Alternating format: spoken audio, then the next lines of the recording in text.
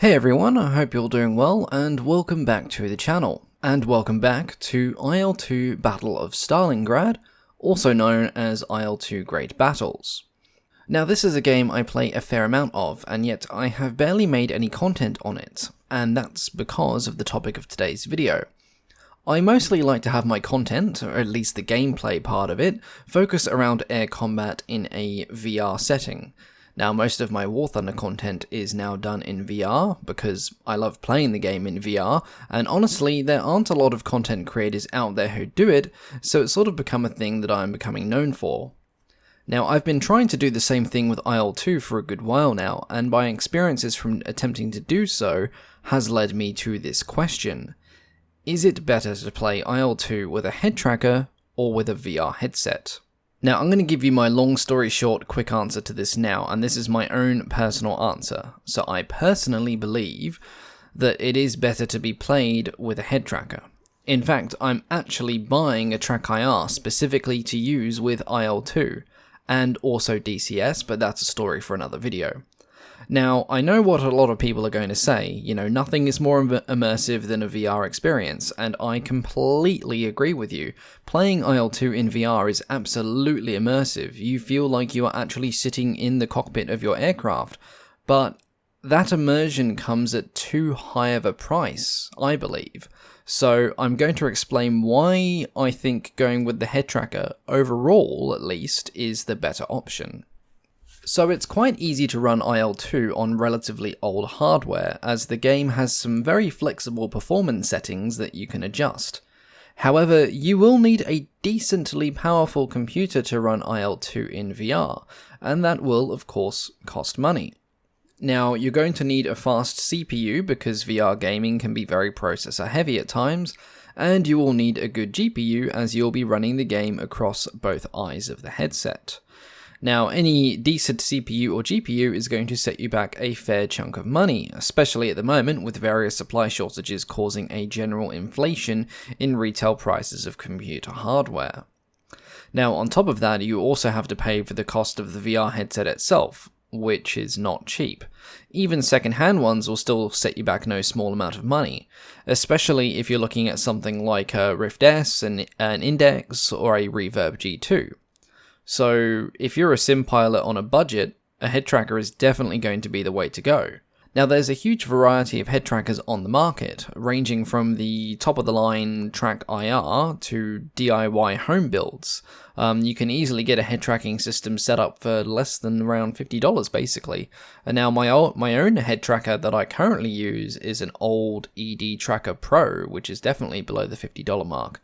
But unfortunately, the company that makes it has recently gone bankrupt, so buying a new or better one is no longer an option for me, hence why I'm finally upgrading to the Track IR.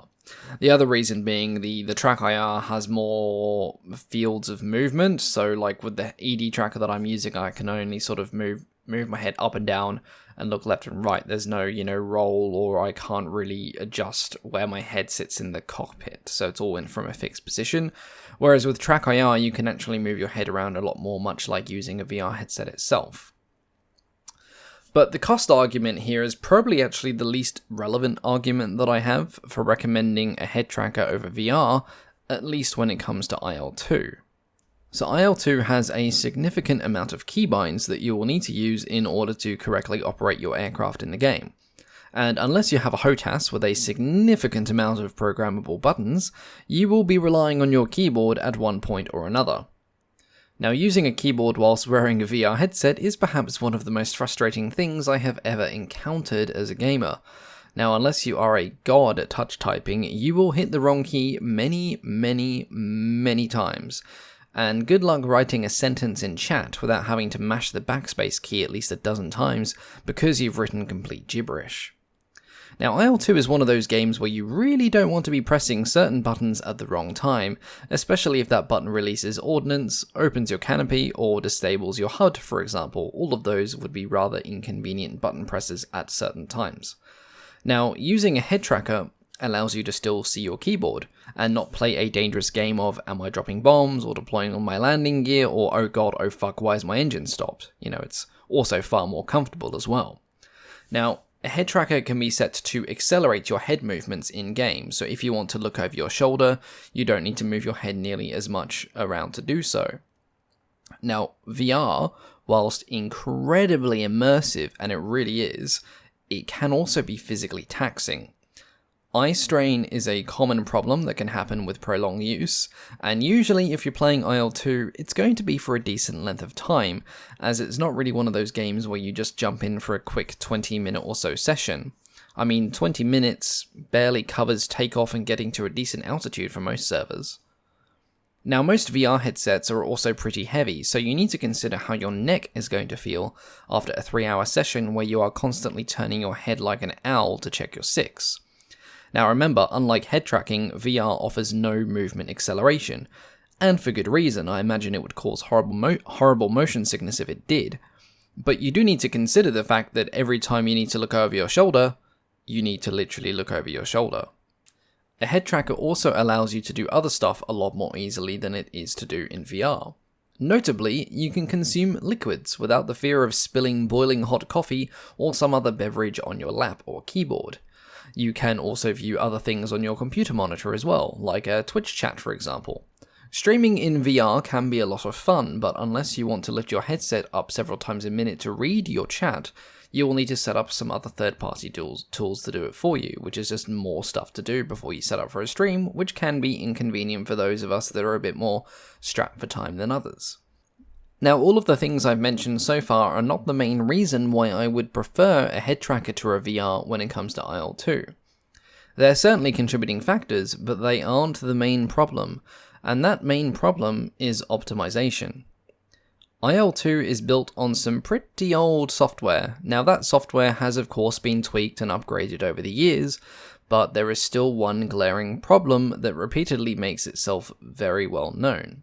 It was never originally designed with VR performance in mind. Now, credit where it's due. I am thoroughly impressed that the developers have managed to get the game running in VR at all.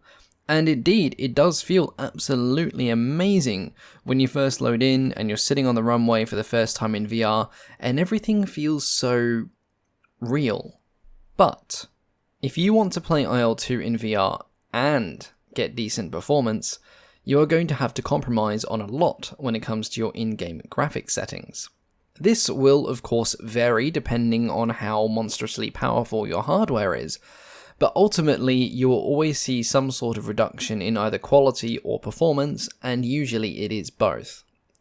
Now for me personally, I have to have a lot of my settings dialed right down in the game if I want even a hope of getting a decent frame rate, but that is only part of this problem for me.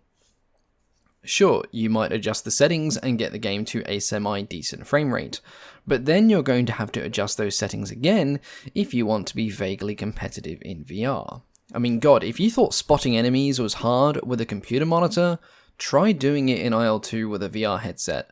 I have literally spent over an hour at times looking for opponents because my effective spotting range is barely above 2 kilometers in VR.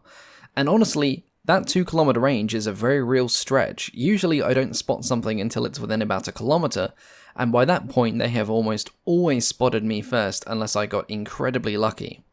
So most of the time I am flying around at a severe disadvantage because my enemies can see me long before I can see them. And then there's the setup. So with my headset, the Rift S, to get IL2 to a state that is considered passable, I had to do the following. Turn most of the game's graphics settings to medium or lowest settings, turn off anti-aliasing, install a third-party software called Open Composite to bypass Steam VR and improve performance, set up a custom profile in Oculus Trade Tool for super sampling and frame rate, and make sure that all other programs are not running, including OBS. Yes, that's right. If I want decent frames and to be competitive, I have to forego the capability to record my gameplay and thus make content for it. Hence, why you've not seen any IL2 content from me. The footage you are seeing right now is from a recent flyout that I did, and to test the performance I decided to record my game, and by God, some of the frame drops were appalling, like I was getting below 10 frames a second. I actually had to stop playing early, because I actually felt sick and disorientated. I got motion sick due to the poor performance, and that has never happened to me with any other VR game before. I have never gotten motion sickness until I tried recording and playing IL2 at the same time.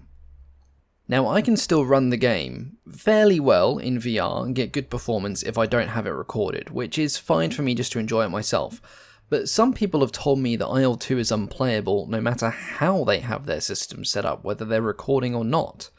And then there is the problem of updates. Every time there is an update to the game, it feels like you're playing a game of Russian roulette with the VR optimization.